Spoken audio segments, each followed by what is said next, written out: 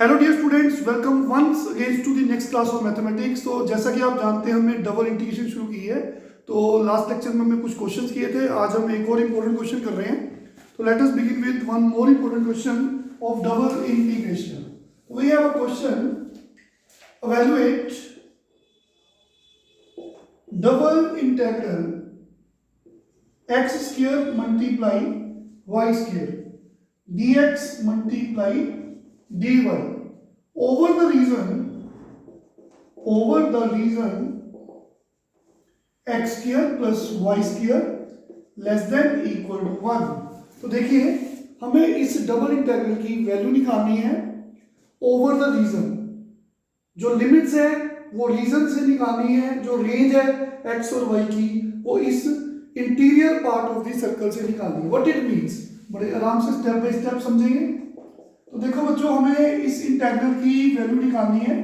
Normally हमें limits given होती है क्वेश्चन में, lower limit, upper limit. In this question उसने बोला कि इसकी डबल इंटीग्रल की वैल्यू निकालो और आपने जो रीजन है इस रीजन की बात करनी है। ये एक सर्कल की इक्वेशन है। This is equation of circle whose centre is 0 0 and radius is 1।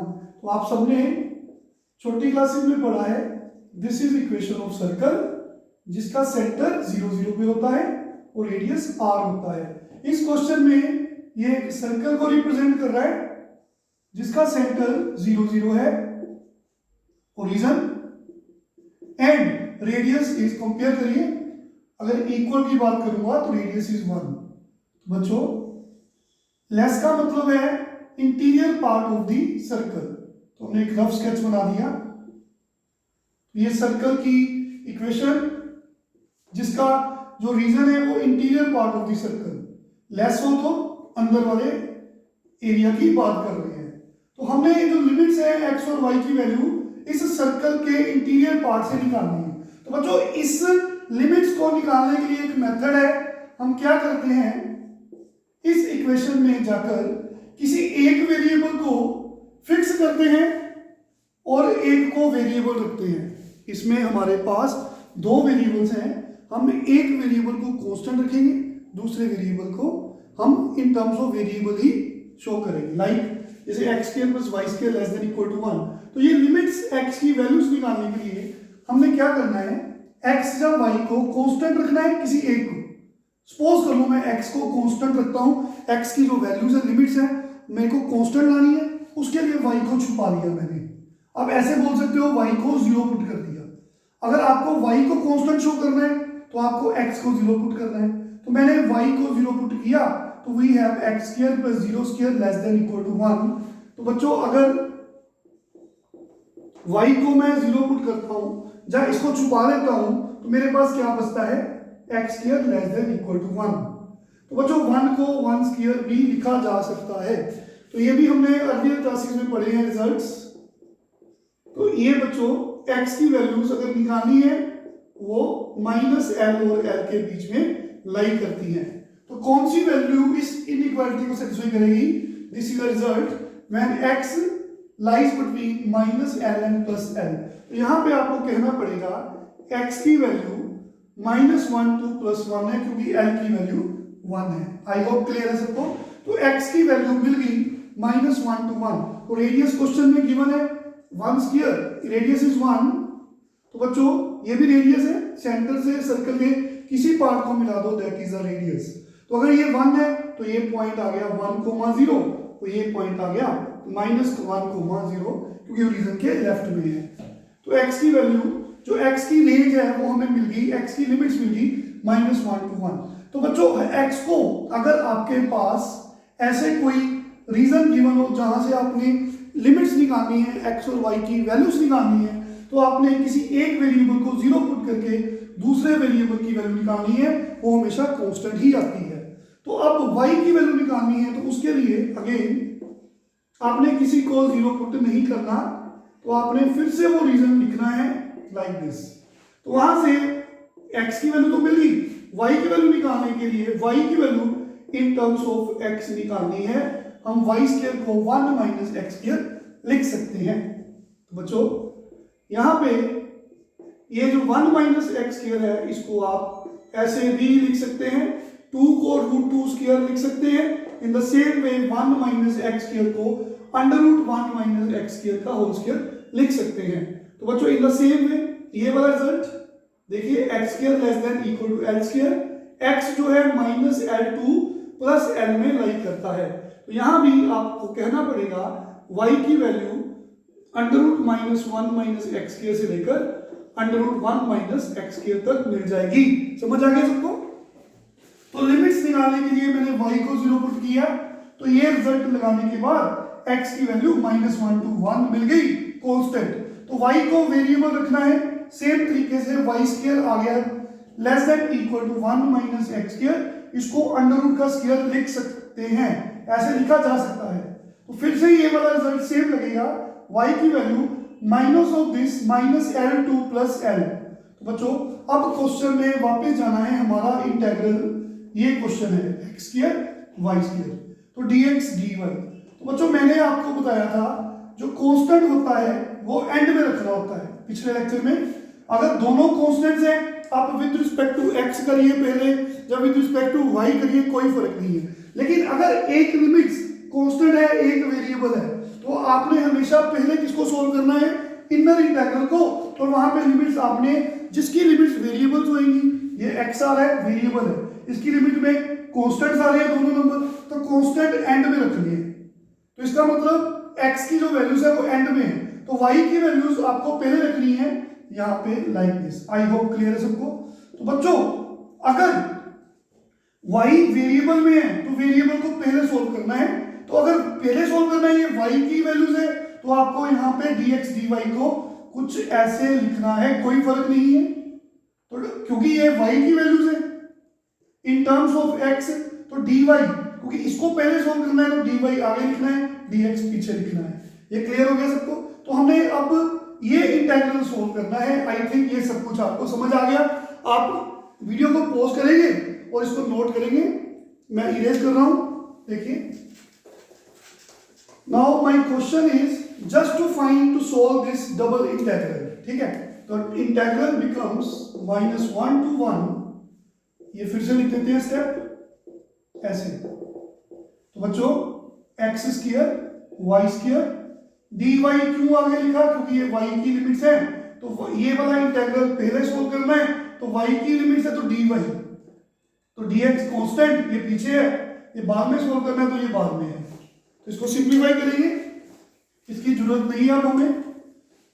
तो देखिए बच्चों -1 to 1, तो ये विद रिस्पेक्ट टू y हम बता चुके हैं x is treated as constant. तो ये तो कांस्टेंट है, कांस्टेंट जैसे 2y स्क्वायर है, 3y स्क्वायर है, 2 एज इट इज, और इस वाले y स्क्वायर का इंटीग्रल, तो x square as it is, y square का इंटीग्रल y³ 3। तो ये लिमिट्स बच्चों ऐसे लिखेंगे क्योंकि ये तो कांस्टेंट है, ये कांस्टेंट की तरह ट्रीट हो रहा है क्योंकि integration is performed with respect to y। ये आ गया, तो ये dx है, तो 3 इज सिंप्लीफाइड कांस्टेंट। तो बच्चों ये 1/3 बाहर चल गया, इसको यहीं पे रखा, ठीक है? क्योंकि ये इंटीग्रेशन के अंदर है, तो तो वेरिएबल है, लेकिन अगर हम विद रिस्पेक्ट टू y कर रहे हैं तो x square is treated as constant, तो x स्क्वायर 3 बाहर चला गया, तो y³ बचा। y की जगह पे अपर लिमिट, ये y की जगह पे y, इसकी जगह पे अपर लिमिट पुट की ऐसे और उसका क्यूब कर दिया, माइनस y की जगह पे लोअर लिमिट पुट की, लेकिन माइनस माइनस प्लस हो जाएगा। आई होप क्लियर है सभी को? ऐसे तो यहाँ पे dx आएगा। तो this is 1/3 integral -1 to 1 x square. तो बच्चों ये पावर 1/2 है, तो 1/2 की पावर 3, दोनों पावर्स हैं, पावर्स आपस में मल्टीप्लाई होंगी। 1 माइनस एक्स स्क्वायर की पावर 1/2, फिर उसकी पावर 3, दोनों पास हैं तो पावर्स आपस में मल्टीप्लाई होंगी। आपको इसको ऐसे लिखना पड़ेगा लाइक दिस। तो ये भी प्लस, ये भी 1 माइनस एक्स स्क्वायर की पावर 3/2 dx। तो बच्चों आपके पास इंटीग्रल बन गया 1/3 -1 to 1 एक्स स्क्वायर। ये दोनों सेम है, 2 टाइम्स आ गया, 2 टाइम्स 2 इंटू क्या आएगा 1 minus x square raise to power 3/2। तो ये 2 है, ये 2 को आप बाहर लिख सकते हो लाइक दिस। आई होप समझ आ गई सभी को। तो ये इंटीग्रल सोल्व करना है हमें, देखेंगे -1 to 1। तो आप नोट कर सकते हैं, very interesting question these are. तो देखिए बच्चों 2/3 इस इंटीग्रल को पुट करना है। तो इस इंटीग्रल को पुट करने के लिए मैंने x को sin थीटा पुट किया, क्योंकि अगर मेरे पास a² - x² प्रेजेंट हो तो मैं x को a sin थीटा पुट करता हूं। These are the tricks we used in 12th class, integration में समझाते हैं। तो बच्चों इसको सोल्व करने के लिए x को a sin थीटा पुट करना है। तो a² 1² a is 1, x is 1 sin theta. तो इसका डेरिवेटिव dx है, तो with respect to x derivative करेंगे। x का derivative with respect to x1, sin theta का derivative with respect to x is cos theta, और थीटा का d theta by dx। तो डेरिवेटिव किया विद रिस्पेक्ट टू x, इसका भी derivative with respect to x किया, तो कि चेन रूल थीटा का d theta by dx cross multiply. क्योंकि ये क्वेश्चन थीटा में जा रहा है तो लिमिट्स भी हमें चेंज करनी है। These are the limits of x, but हमें थीटा की लिमिट्स चाहिए। तो अगर x -1 है, अगर x -1 है तो बच्चों -1 इक्वल टू, इधर देखिए साइन थीटा आ जाएगा, -1 इक्वल टू साइन थीटा, तो थीटा आ जाएगा -90, क्योंकि साइन -90 होता है। देखिए माइनस बाहर जाता है तो साइन 90 इज 1। तो अगर साइन थीटा -1 है तो थीटा की वैल्यू -π/2 होती है। और x अगर 1 है, अगर x 1 है, साइन थीटा 1 कहां पे होगा? जब थीटा π/2 होगा। तो बच्चों हमारा क्वेश्चन क्या बन जाएगा, देखिए जो हमारा इंटीग्रल है, देखिए ये है 2/3, इंटीग्रल बिकम्स 2/3 -1 की जगह पे -π/2 थीटा की वैल्यू आ गई, और 1 की जगह पे थीटा π/2 है। तो x को पुट किया हमने साइन थीटा, तो ये आ जाएगा साइन स्क्वायर थीटा।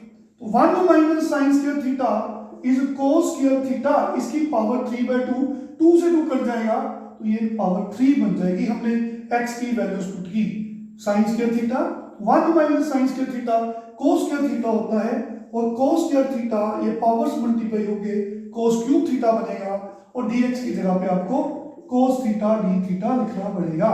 तो now we have integral becomes 2/3 -π/2 to π/2 sine square theta cos की पावर 4 थीटा d थीटा। तो बच्चों this is special type of integral, इसको हम रिडक्शन फॉर्मूला कहते हैं। तो शायद आप लोगों ने सबने पढ़ा है ये, ठीक है, सेमेस्टर 1 में, लेकिन अगर नहीं याद है आप सबको मैं फिर से बता देता हूं। ओके, तो बच्चों अगर आपके पास, देखिए पहले हम देखिए क्या करेंगे, प्रॉपर्टी लगाएंगे इंटीग्रेशन की। तो प्रॉपर्टी क्या कहती है, देखिए अगर आपके पास कोई भी फंक्शन है, ये f थीटा है, ठीक है, जैसे साइन स्क्वायर थीटा कोस की पावर 4 थीटा, ठीक है, हमने थीटा को माइनस थीटा में चेंज करके देखा।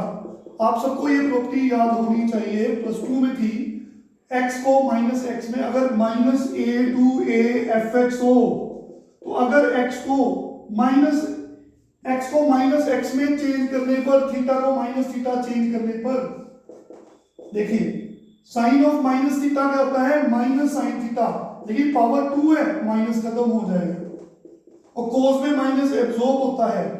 तो बच्चों अगर कोई फर्क ना पड़े, याद है प्रॉपर्टी -a to a, इसका आंसर 0 कब होता है, अगर x को -x चेंज करने पर।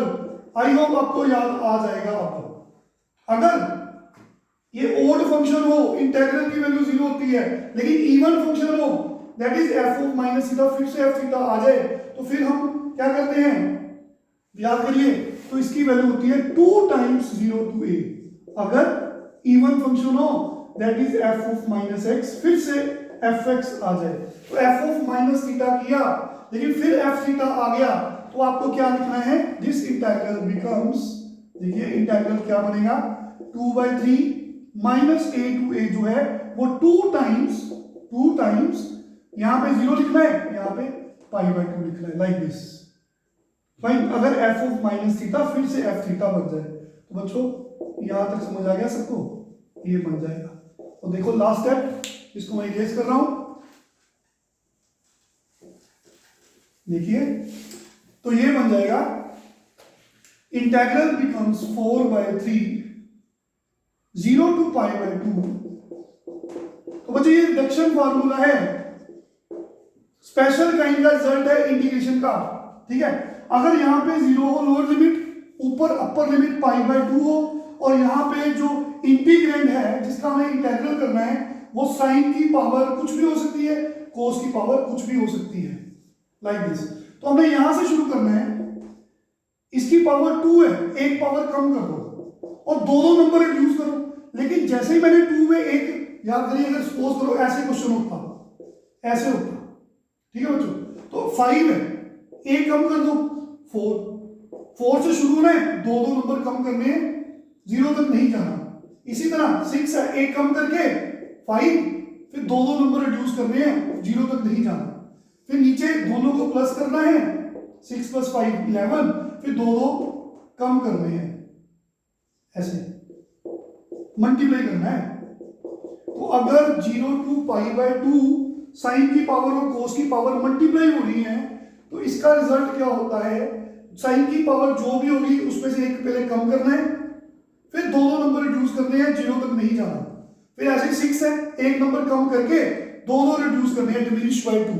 ये सेमेस्टर 1 में रिडक्शन फॉर्मूले में आपने पढ़ा है। ऊपर खत्म हो गया, नीचे की पावर्स को प्लस करेंगे, 11 से शुरू होकर दो नंबर डिमिनिश करने हैं और 0 तक नहीं जाना।